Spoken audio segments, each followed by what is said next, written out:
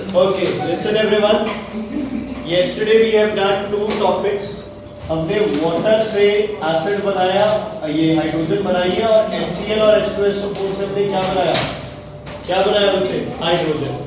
थोड़ा सा ध्यान रखना है कि ये दोनों बच्चे आपको अल्कोहल्स मतलब डाइल्यूट स्टेज में लेने पड़ेंगे, HCl और H2SO4। कॉन्सेंट्रेटेड एसिड्स नहीं लेने, ठीक है? आगे पहले डेफिनेशन लिखो बच्चे, एम्फोटेरिक। अंशुल जी लिखो amphoteric.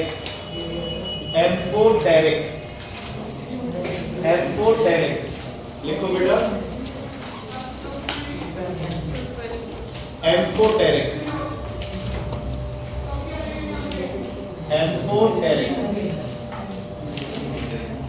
It is a property of certain metals.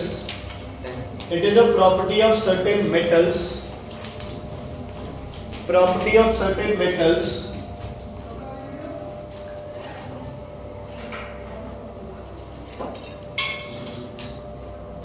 It is a property of certain metals to react with both. It is a property of certain metals to react with both acids and bases. To react with both acids and bases. To react with both acids and bases. Acids and bases. समझ आया? ध्यान से सुनना है। देखो, ये acid है और ये क्या है? बेस है। ऐसा कोई सब्सटेंस जो इससे भी रिएक्ट कर सके और इससे भी रिएक्ट कर सके, ऐसा कोई मेटल, सॉरी क्या मेटल लिखा है ना तुम्हें? It is a property of certain metals. ऐसा मेटल बता, ऐसा मेटल जो इन दोनों से रिएक्ट कर सके, क्योंकि मेटल ज्यादातर एसिड से रिएक्ट करते हैं, बेस से रिएक्ट नहीं करते, क्योंकि ये भी किसका कंपाउंड है? मेटल का। और तुमने देखा है मेटल मेटल आपस में रिएक्शन ज्यादातर केसेस में क्या करते हैं? नहीं।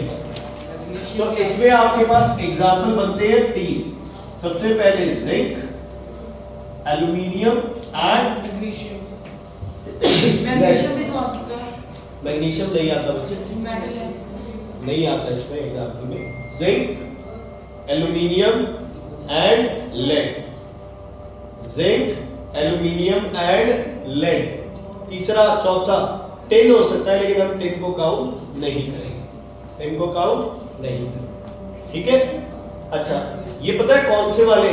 तुमने जब टेबल याद की थी, 5-4 ने तो याद की होगी, उसमें था ना जिंकेट, एल्यूमिनेट, मेटालुमिनेट, प्लम्बाइट, ये सब क्या है बच्चे? जैसे डाइक्रोमेट और ये सब चीजें थी, ये सब क्या है? ये इसका पार्ट है। बलविंदर कौन है? बलविंदर। ये कह रहे हैं वो मेरा नाम दुर्गा था, हर बार एब्सेंट कौन है बच्चे? जैस्मिन का पता है। ठीक है बच्चे, ये क्लियर है? एम्फोटेरिक नेचर क्लियर है? ओके, अब हम एग्जांपल में लिखेंगे। पहले जिंक और HCl की रिएक्शन लिखो बच्चे। जिंक और HCl, यहाँ पे रिएक्शन HCl और H2O की, H की कैसे होगी?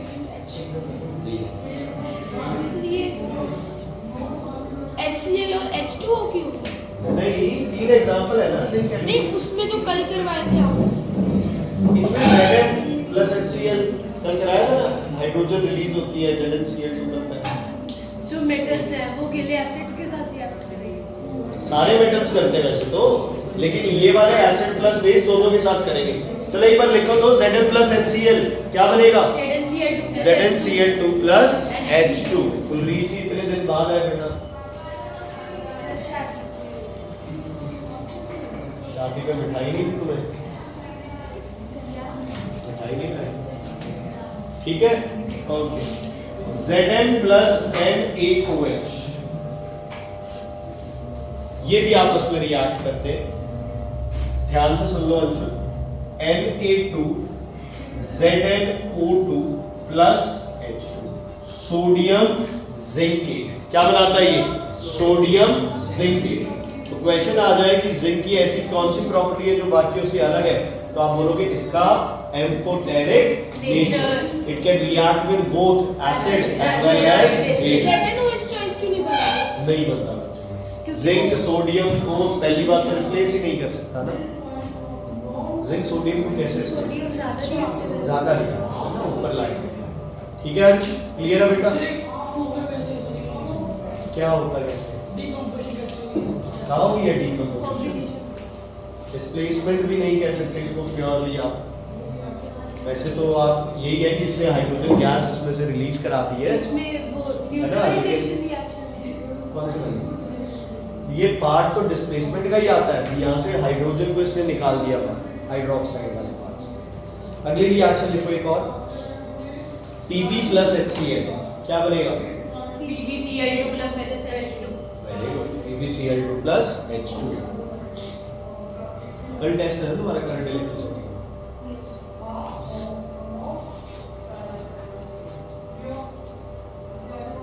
हो गया? अच्छा, अब लिखो Pb प्लस NaOH क्या बनेगा बताओ? Pb प्लस NaOH क्या बनेगा? Na2PbO2। इसको जिंकेट कहते हैं, इसको प्लम्बेट नहीं कहेंगे, इसको बोलेंगे प्लम्बाइट। क्या नाम होगा इसका? प्लम्बाइट, सोडियम प्लम्बाइट, सोडियम प्लम्बाइट, सोडियम प्लम्बाइट। हो गया बच्चे? आगे समझ? अब करो Al plus HCl, AlCl3 plus H2। AlCl3 plus H2। Very good. बोलिए क्या था रिएक्शन? Al plus HCl। रतनदर आप क्यों नहीं आ रहे थे बेटा इतने दिनों से? कल ही आया। सो कल क्यों नहीं आए? क्या बोल रहा? आप गए थे दिल्ली छोड़ने किसी को? टीवी को। एक और देश से बाहर गया बच्चा है।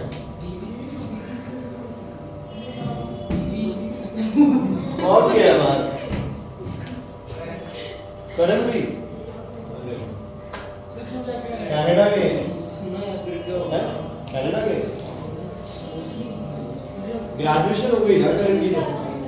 या नहीं हुई? प्लस 2 ईयर नहीं यार, प्लस 2 की। एक साल ड्रॉप किया है। ओके, Al प्लस NaOH क्या बनेगा? Na3AlO3 plus H2। समझ आ गई बच्चे? एक इक्वेशन और लिखो, Al plus NaOH plus H2, Al plus NaOH plus H2, H2 ये थोड़ा वाटर और डाल दो इसमें, है ना? अब बनेगा NaAlO2, sodium metal NaAlO2, O2। ठीक है, ये दो प्रोडक्ट्स में डिफरेंस आता है। Plus H2O plus H2, plus H2 इसको बोलते हैं सोडियम मेटल एल्यूमिनाइट, एल्यूमिनेट भी कह सकते हो जैसे। इसको बोलते हैं मेटा एल्यूमिनेट, इसको एल्यूमिनाइट, एल्यूमिनेट। बाकी याद ये वाली ज्यादा रखना है इक्वेशन, पीछे वाली। सोडियम की जगह पोटेशियम भी यूज कर सकते हो। प्रोडक्ट्स क्या रहेंगे तुम्हारे?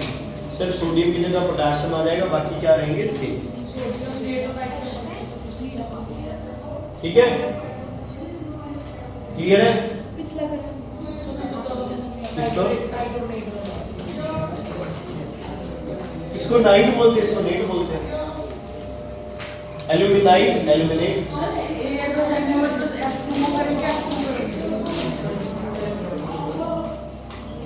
रुद्र एक रूल बताया, अगर H2 करेगा तो H2 निकाल देगा, फिर फायदा क्या?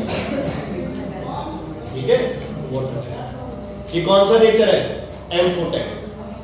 अच्छा, एक रिएक्शन और कर दो, ZnO plus NaOH plus NaOH। ये एक बार बस इतनी लिखो, ZnO प्लस NaOH। इस एक लाइन छोड़ के नीचे एक इक्वेशन लिखो, ZnO plus HCl, ZnO plus HCl। पहले वो सेकंड वाली कर लो, ZnO प्लस HCl क्या बनेगा? Cl2 plus H2O H2O, ZnCl ZnCl2 plus H2O plus H2O वो कहाँ चला गया? H2O कौन हो गया? H2O H2O। तो मैंने H2 मैंने वही आप कॉन्फिडेंट कहाँ थे? मैंने कहा H2O, आपने बोला नहीं। कॉन्फिडेंट रहो ना अपनी बात पे, ठीक है? Yes sir. अच्छा, सेम है, ZnO plus NaOH भी सेम Zn की तरह बनेगा, सिर्फ H2 की जगह क्या रिलीज हो जाएगा, H2O। तो क्या बनेगा product, Na2ZnO2 plus H2, Na2ZnO2 plus H2। तो जिंक ऑक्साइड कौन सा ऑक्साइड हो गया, एम्फोटेरिक ऑक्साइड। कौन सा ऑक्साइड हो गया, amphoteric oxide. Lead oxide amphoteric, aluminium oxide amphoteric, aluminium oxide amphoteric. Clear हो गया बच्चे? तो ये अपना पार्ट था जिसमें हमने क्या किया बच्चे, एम्फोटेरिक ऑक्साइड्स। ठीक है, लैब प्रिपरेशन। ओके, हेडिंग डालो, lab preparation of hydrogen. Lab preparation of hydrogen कि लैब में क्या प्रेफर करते हैं। सबसे पहले लिखो रिएक्टेंट्स, लैब प्रिपरेशन।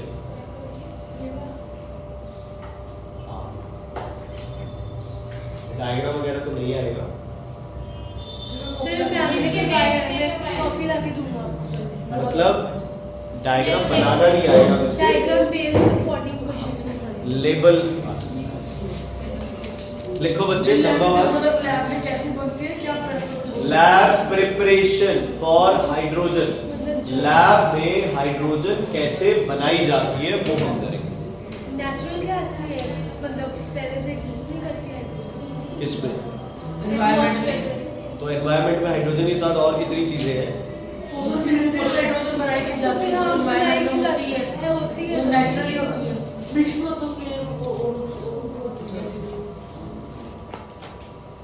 मतलब यार तुम लोग क्या क्या प्रेशर, आटा क्यों नहीं खाते सीधा, धुआं दे दिया तो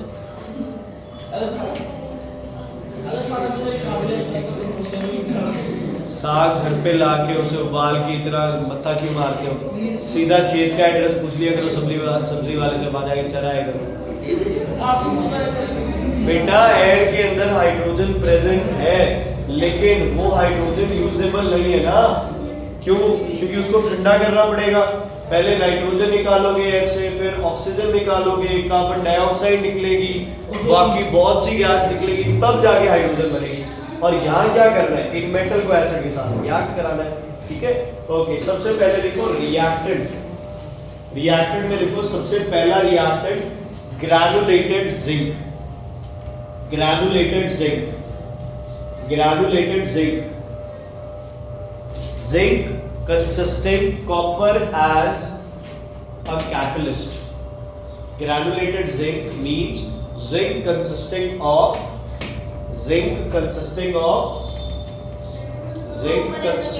copper as a catalyst. Copper as a catalyst. Zinc consisting copper as a catalyst.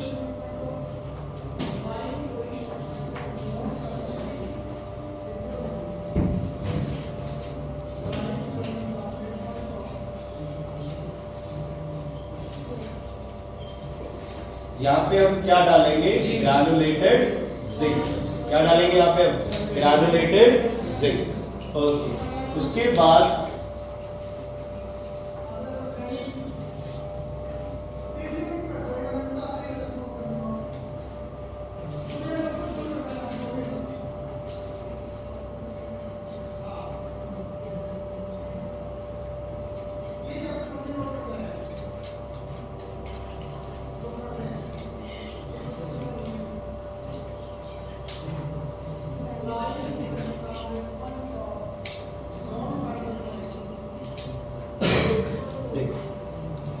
आप राउंड बॉटम फ्लास्क लोगे, है ना, और ये ध्यान रखोगे इसमें क्या रखेंगे हम लोग, डाइल्यूट क्या होगा, HCl हो सकता है, या फिर क्या हो सकता है, H2SO4।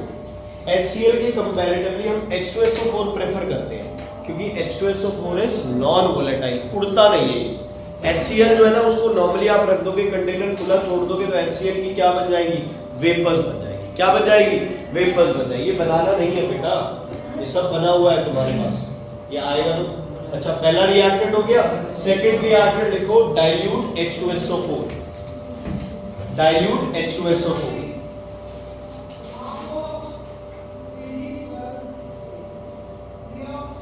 Dilute H2SO। लिखो, इसमें 2 पॉइंट लिखते हैं। पहला पॉइंट लिखो, it is not volatile as HCl। It is not volatile मतलब उड़ता नहीं है जल्दी, वेपराइज नहीं, volatile VOLATILE। It is not VOLATILE, it is not volatile as HCl, as HCl। और सेकंड लिखो, HCl and HNO3, sorry, HCl and HNO3। Second point में लिखो, HNO3 is not used because of its strong oxidizing nature, because of its strong oxidizing nature। अगर हम HNO3 use कर लेंगे ना, तो जो हाइड्रोजन बनेगी HNO3 उसको ऑक्सीजन देके क्या बनवा देगा उससे, H2O, है ना। और हाइड्रोजन और ऑक्सीजन जब रिएक्ट करती है तो टेम्परेचर 3000 डिग्री सेल्सियस तक पहुंच सकता है। इतनी ज्यादा तगड़ी रिएक्शन, हाइड्रोजन और कौन रिएक्ट ऑक्सीजन रिएक्ट करेगी, हाईली एक्सोथर्मिक रिएक्शन। तो वाटर भी बनेगा उसके साथ बाद, हाइड्रोजन और स्टीम बन जाएगी, वाटर बन भी जाएगा, तो उससे क्या फर्क पड़ेगा, टेम्परेचर इतना ज्यादा है, वाटर की क्या बन जाएगी, स्टीम। वाटर खुद बना सकते हैं कैसे वाटर होगा? ओके, H2O2 पास आते ही हल्की सी हीट मिलते ही निकल जाएगी, ऑक्सीडाइजिंग एजेंट। Oxidising agent. हो गया बच्चे। ओके, सुनो, ये जो इसकी टिप है, ये बिल्कुल ग्रैनुलेटेड जिंक के पास होनी चाहिए। और ये ध्यान रखना है कि ये टिप हमेशा H2SO4 के अंदर क्या रहे, डिप रहे। कभी भी ये टिप H2SO4 से बाहर नहीं होनी चाहिए। बताओ क्यों? एयर पार्टिकल्स उस पर अटैक। क्यों? अगर ये यहाँ होती, यहाँ से ड्रॉप गिरते रहते, क्या प्रॉब्लम होती? बताओ भाई। हाँ जी, ये क्या है, ग्रैनुलेटेड जिंक। ये क्या है, H2SO4। क्या रिलीज होगा, हाइड्रोजन के लिए रास्ते कितने हैं, 2। इसमें लिक्विड होने के बाद भी हाइड्रोजन यहां से निकल के और बाहर चले जाएगा। इसके लिए बेटर है आप इसको क्या रखो, इसके अंदर डुबो के रखो, ताकि कोई भी गैस इसमें से एस्केप आउट ना करे। कोई भी गैस इसमें से एस्केप आउट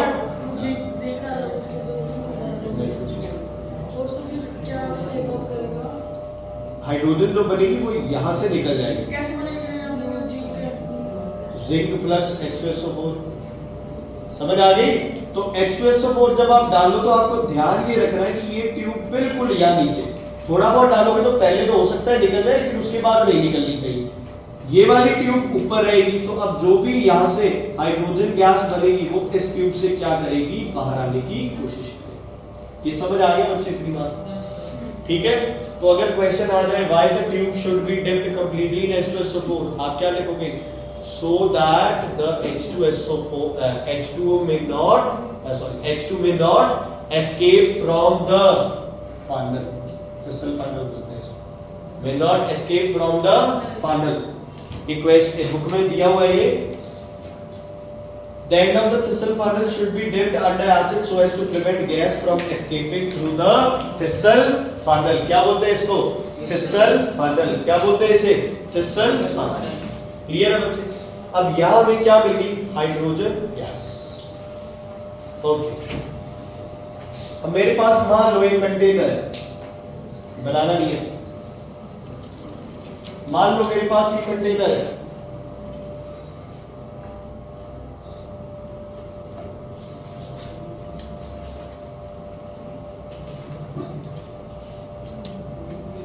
इसके अंदर मैं क्या, कौन सी गैस आ रही है इसमें बताओ, हाइड्रोजन।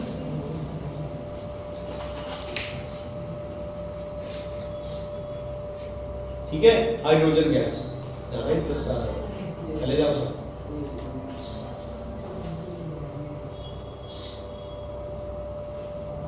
ओके, ये हाइड्रोजन गैस डायरेक्ट इकट्ठी कर दूंगा मैं किसमें, कंटेनर में।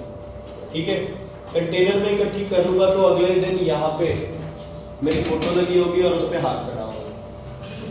ऐसा क्यों? ऐसा क्यों? हाइड्रोजन ब्लास्ट हो गैस जाएगा। अगर ये देखो, ये देख समझदार क्या करे, क्योंकि मर जाओगे। हार का नहीं दिख रहा, ये क्यों होगा? स्टोर होके हाइड्रोजन गैस स्टोर तो हो ही नहीं सकती। एक्सप्लोड हो जाएगा। एक्सप्लोड हो जाएगा। चलो निम्रत जी ध्यान दो, एक्सप्लोड हो जाएगा।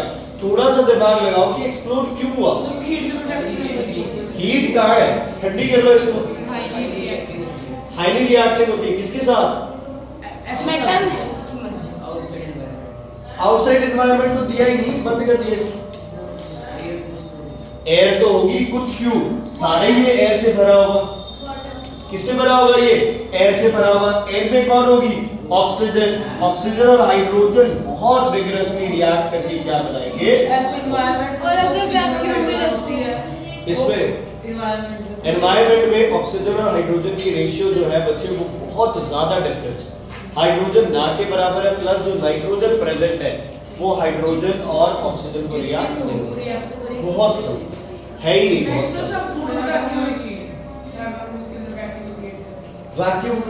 वैक्यूम क्रिएट करके उसमें हाइड्रोजन डाला अगर जाता है, वैक्यूम कंटेनर वो अलग चीज है। वैक्यूम। इससे भी इजी है एक मेथड।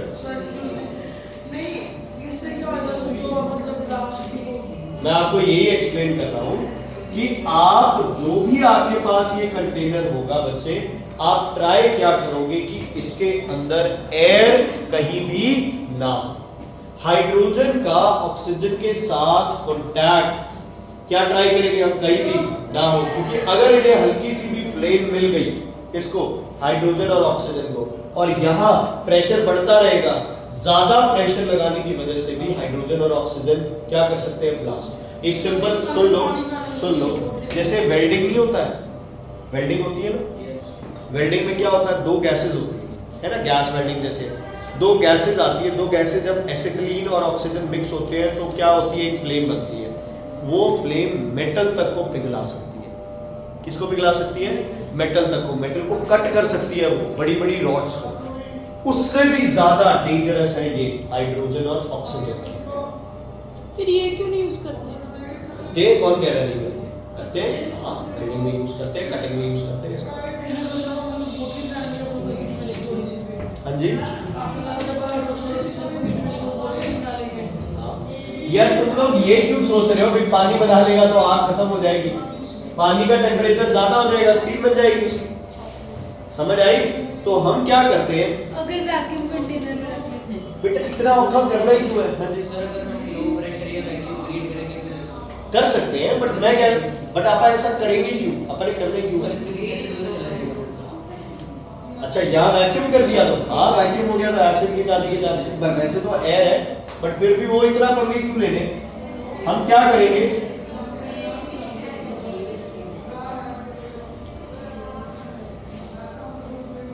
आप यहाँ पे क्या रखो? Water.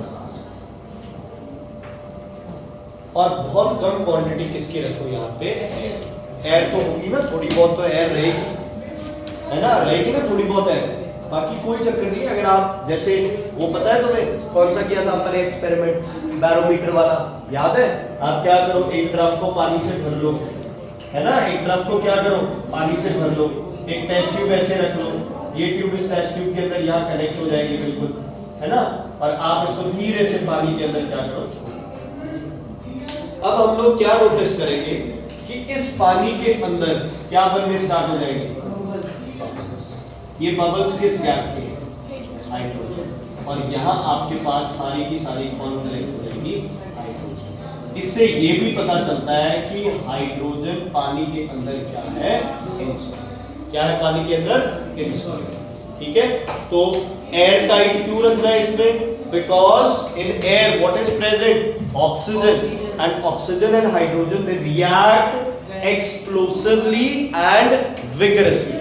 The reaction is highly exothermic. तो ध्यान रखना है इस पूरे apparatus में कहीं से भी हवा लीकेज नहीं होनी चाहिए, ये लूज नहीं होने चाहिए, ये कनेक्शंस लूज नहीं होने चाहिए। कहां से भी थोड़ी सी हवा अगर अंदर गई तो आपका पूरे का पूरा जो apparatus है बच्चे, वो क्या हो सकता है? वो डिस्ट्रॉय हो सकता है। समझ आ गई बच्चे? हाँ जी सर, आपने कहा था यहाँ थोड़ी बहुत एयर होगी ना, उससे ज्यादा फर्क नहीं पड़ेगा बच्चे। बाकी आपको बता दो दिया, आप उसको पानी में रख के उल्टा कर दो, फिर वो एयर भी नहीं बचेगी। ठीक है, क्लियर है, समझ आ गई? ओके, क्या लिखा तुमने? रिएक्टेंट्स है ना, रिएक्शन लिख दो, जिंक और H2SO4 की लिखो। रिएक्शन क्या हुई है लिखो, Zn plus H2SO4 will give ZnSO4 plus H2, ZnSO4 plus H2। ZnSO4 किसी काम का वही रह जाएगा। Zinc granules, dissolve form zinc granule form में आता है मेनली। नहीं, प्योर जिंक लिया,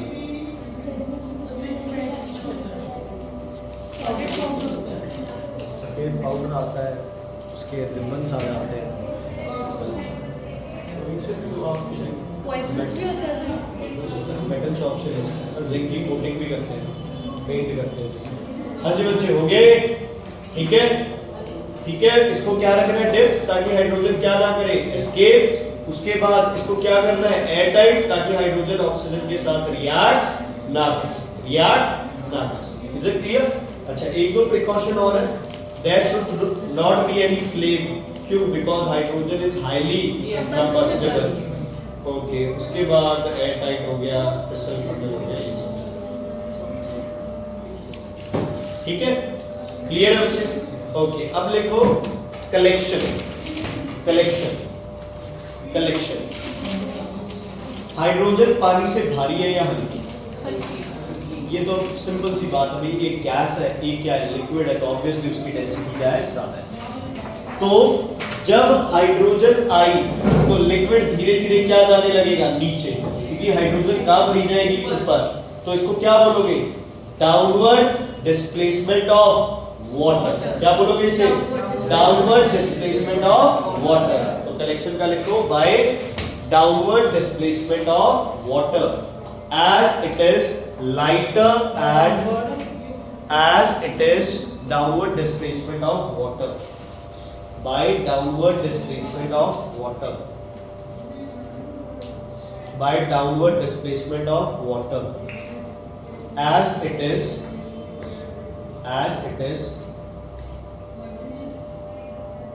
by downward displacement of water, as it is sparingly, SPARINGLY। sparingly का मतलब होता है कि Insoluble. like insoluble, है ना? It is sparingly soluble in water. It is sparingly soluble in water.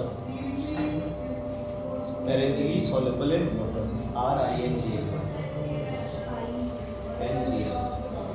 ठीक है, पानी में अवेलेबली ये ना के बराबर सॉल्युबल होता है, इसलिए इसको पानी में इकट्ठा कर लेते हैं, पानी के ऊपर। और लाइट है तो ये पानी के ऊपर होगी। ठीक है, ऐसे ही ऑक्सीजन को भी कलेक्ट कर सकते हो आप। ठीक है, क्लियर है? कोई दिक्कत, कोई प्रॉब्लम है तो बताइए।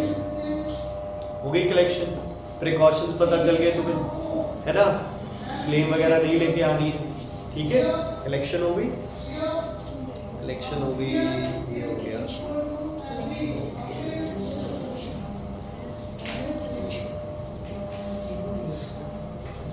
ओके, अब लिखो बच्चे, थोड़ा सा इंपॉर्टेंट पार्ट है।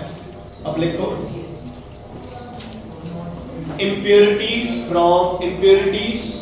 in hydrogen and their removal.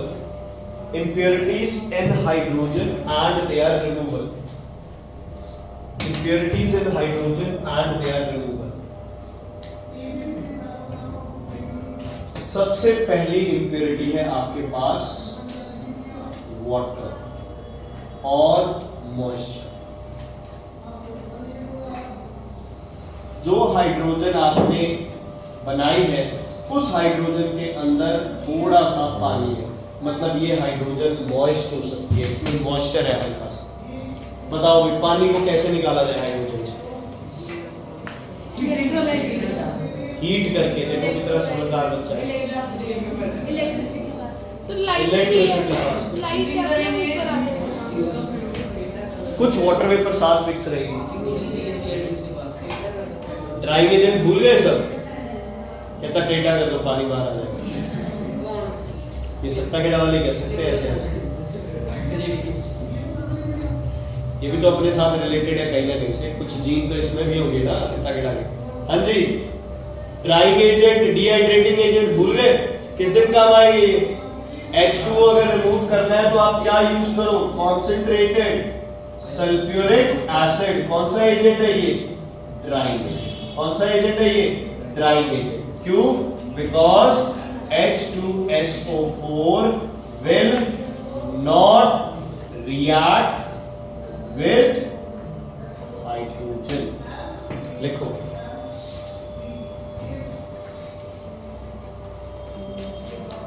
ओ भाई सॉरी यार, क्या लिखा दिया मैंने? सॉरी नहीं, ये तो H2O बनेगी ना, वो सॉरी बेटा CaCl2, फ्यूज्ड CaCl2, सॉरी। ये लिखो because it will not react with. कुछ नहीं हुआ यार, बोला भी है CaCl2, मैंने यस भी बोला।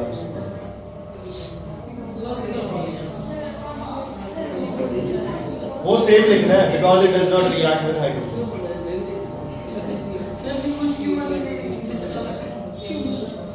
फ्यूज स्टेट में बच्चे और ये एब्जॉर्ब कर रहे हैं। Because it does not react with hydrogen. Because it does not react with hydrogen. Because it does not react with hydrogen. Sir क्यों नहीं रिएक्ट करता है? क्योंकि ये ड्राइंग एजेंट है इसलिए। हाँ जी, because it does not react with hydrogen. लिखो concentrated sulfuric acid is not used।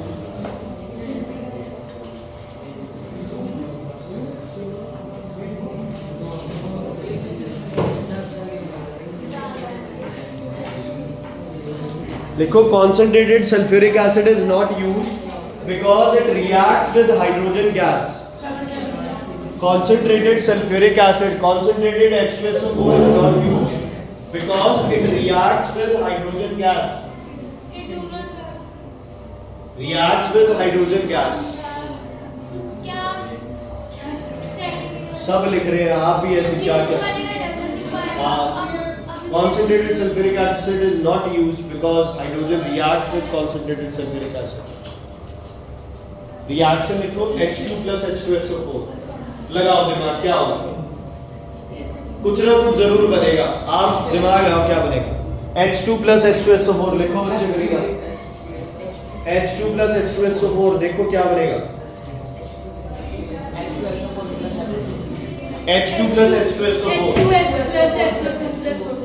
कुछ केमिकल बनना चाहिए, बनाओ, कोई बात नहीं, गलत बन जाएगा। H2S plus SO2 plus O2।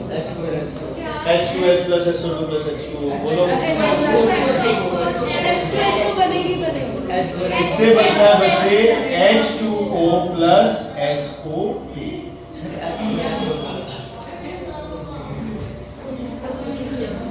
H2O plus SO2, ठीक है। तो अगर हाइड्रोजन को आप सल्फ्यूरिक एसिड से पास कराओगे तो प्रॉब्लम क्या आने वाली है? सल्फ्यूरिक एसिड जो है वो अच्छा ड्राइंग एजेंट जरूर है, लेकिन वो हाइड्रोजन को ड्राई नहीं कर सकता, क्योंकि वो हाइड्रोजन से क्या कर जाता है बच्चे? क्या कर जाता है बच्चे? रिएक्ट कर जाता है। ठीक है जी, ओके। आगे लिखो carbon dioxide CO2, sulphur dioxide and nitrogen dioxide. दूसरी इंप्योरिटी SO2 हो सकती है, CO2 हो सकती है और NO2 हो सकती है। किसके अंदर? हाइड्रोजन के। आपको प्योर हाइड्रोजन। अब तो तुम खुद बता दो CO2 किससे निकालते हैं? सोडा है, NaOH या फिर KOH। NaOH या फिर NaOH या फिर KOH। तो एक बार KOH के साथ रिएक्शन लिख दो, CO2 की लिख दो पहले, CO2 plus KOH। बताओ क्या बनेगा? कार्बोनेट बनेगा और वाटर रिलीज होगा। बनाओ, कार्बोनेट बनाओ और वाटर रिलीज होगा। K2CO3 plus H2O।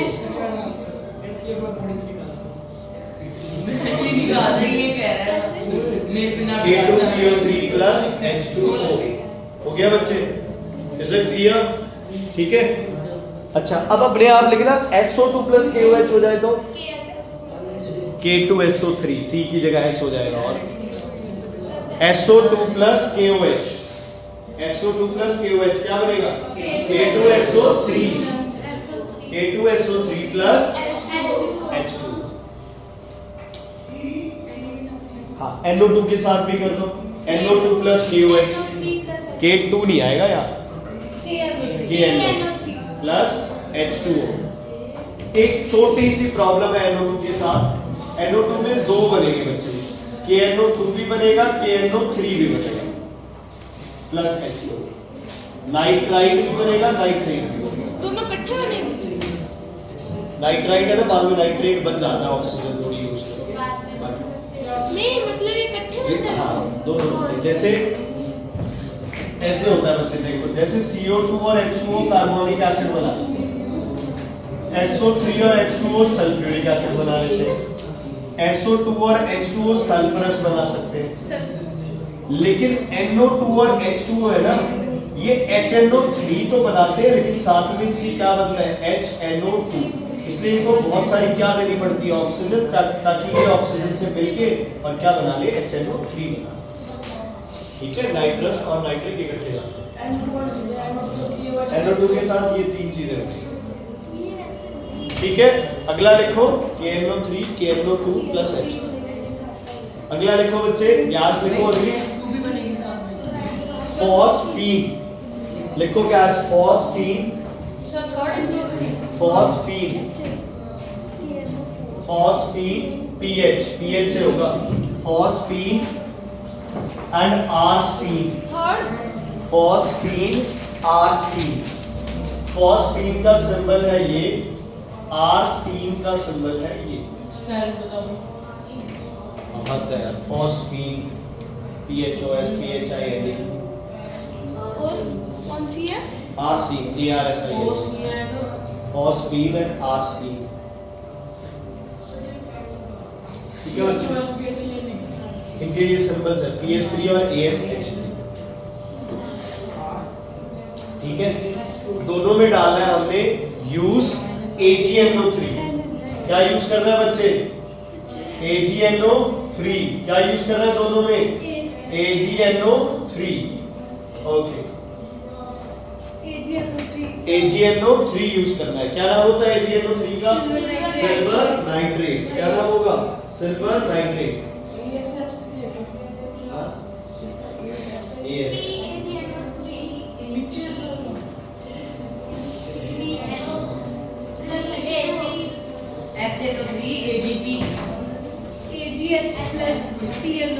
सुनो, यहाँ क्या बनेगा? यहाँ बनेगा Ag। अब देखो ये 3 है ना, मतलब P की वैलेंस से क्या है? 3। H की क्या होती है? 1। तो 1 इधर आ गया और 3 इधर, रिवर्स होता है ना, यस और नो? मतलब इसकी 3 है तो Ag की 1 होती है, तो ये बन गया Ag3P सिल्वर फॉस्फाइड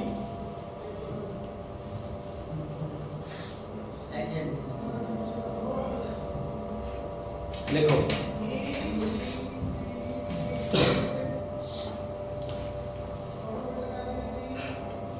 हो गए? फॉस क्या? ये फॉस्फाइड है, ये आर्साइड, आर्सेनिक। NO2 plus H2। अब अपने पास क्या उड़ गया? यहां से कौन चला गया? H। यहां से क्या बचा है अपने पास? NO3। यहां से क्या चला गया? H। यहां से NO3।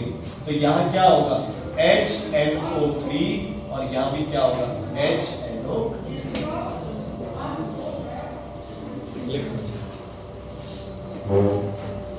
समझ आ गया? CO2 NO2 SO2 होगा तो KOH, वाटर होगा तो फ्यूज्ड कैल्शियम क्लोराइड, और क्या था? और क्या था? ये होंगे आर्सेनिक, ये आर्सीन होगा और फॉस्फाइड होगा तो क्या यूज होगा बच्चे? ये चीज समझ लोगे? क्लियर? आगे बढ़े। अब पता है क्या होता है इसमें? एक छोटी सी प्रॉब्लम है। हम क्या करते हैं, इसमें ज्यादा क्वांटिटी में सिल्वर नाइट्रेट डालते हैं, बहुत ज्यादा क्वांटिटी, ताकि कुछ भी ना बचे अपने पास, सारा क्या हो जाए? अंदर बैठ होगा, ताकि सारे का सारा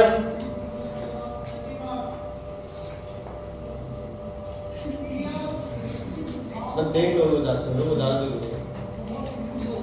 तो यहाँ पे कुछ हद तक AgNO3 दोबारा रिपीट होगा।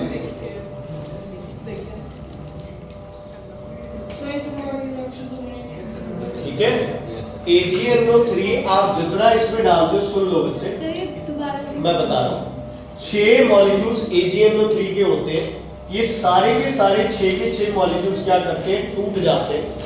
क्या करते हैं, ये टूट जाते हैं। लेकिन इस रिएक्शन में 3 AgNO3 दोबारा बन जाते हैं। मैं आपसे फिर से रिक्वेस्ट कर रहा हूँ, सुन लो। ऐसा नहीं है कि 6 यूज किए और 3 यूज हो गए और 3 बच गए, ऐसा नहीं है। ऐसा होता तो मैं यहाँ 3 लिखता। 6 के 6 क्या हो गए, यूज, और बने कितने वापस, 3 बने। ठीक है ना, एग्जाम्पल है तुम्हें। तुम आज तक क्या कर रहे हो, फोटोसिंथेसिस की रिएक्शन ये कर रहे हो ना, C6H12O6 + 4, यही की होगी रिएक्शन तुमने आज तक फोटोसिंथेसिस की, 7, 6, 8 जब भी की होगी। लेकिन ये नहीं है, फोटोसिंथेसिस में 12 H2O यूज होते हैं H2 भी होता है सर। और 6 H2O प्रोड्यूस होता है। इसका मतलब ये नहीं है कि 12 में से सिर्फ 6 यूज होते हैं, 12 के 12 यूज होते हैं, लेकिन पूरे प्रोसेस में लास्ट में ये 6 क्या हो जाते हैं, दोबारा बन जाते हैं। तो सिल्वर नाइट्रेट वाले केस में 6 आप मॉलिक्यूल किसके लोगे, सिल्वर नाइट्रेट के 6 क्वांटिटी, लेकिन उसमें से 3 क्वांटिटी दोबारा बन जाएगी। तो अपनी इक्वेशंस के अंदर ये AgNO3 दोबारा डाल लिख दिया। अब लिखो अगला, हाइड्रोजन सल्फाइड। फॉर्मूला पता है हाइड्रोजन सल्फाइड का, H2S।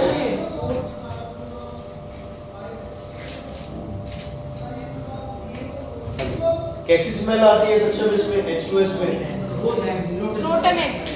सक्षम क्या स्मेल, रोटन एग्स। कौन सी स्मेल आती है इसमें, रोटन एग्स।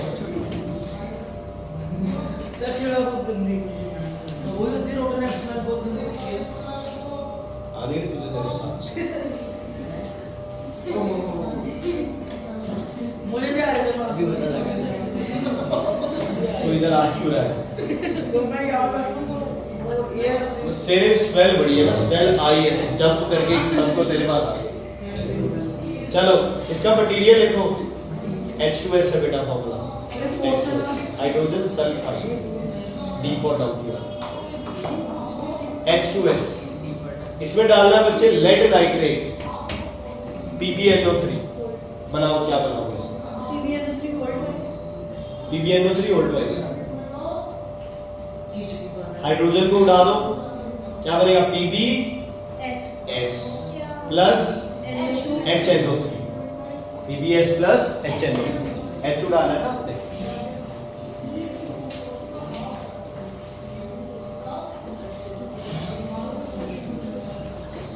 PbNO3 ऑलवेज फिर तो नहीं बनता है यहाँ पे।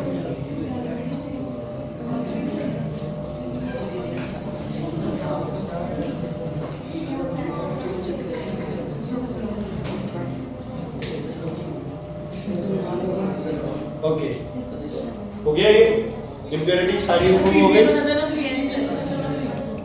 Pb यार एक आराम से बोला जाए, हाँ बस। ओके, नेक्स्ट लिखो, टेस्ट फॉर हाइड्रोजन, टेस्ट, बस एक last, test for hydrogen, test for hydrogen, test for hydrogen, TS, test for hydrogen. पहला टेस्ट है बच्चे इसका, it is combustible but non supporter of combustion. अगर कहीं आग लगी है तो आप उसके ऊपर हाइड्रोजन डाल दो, आग बुझ जाएगी, लेकिन हाइड्रोजन खुद जलने लग जाएगी। समझ आ गई? समझ गया। Hydrogen is not supporter of combustion, but what does it do, it is combustible, खुद जलती है। फिर आग में डाल दी, जल नहीं जाएगी, फ्लेम मिल जाएगी उसे। जो चीज जल रही है वो जलना हो सकता है बंद हो जाए, लेकिन हाइड्रोजन खुद जलने लग जाएगी, फिर इनडायरेक्टली वो उसी को ही जला देगी। उसे बुझा के खुद चलेगी। खुद जलेगी और फिर उसी को फिर जला देगी, दूसरे तो जलना ही है ना। ओके, नेक्स्ट लिखो, It is combustible. पहला बता दो एक बार फिर से। Test for hydrogen first.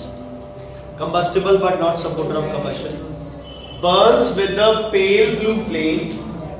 Burns, second point है, burns with the pale blue flame.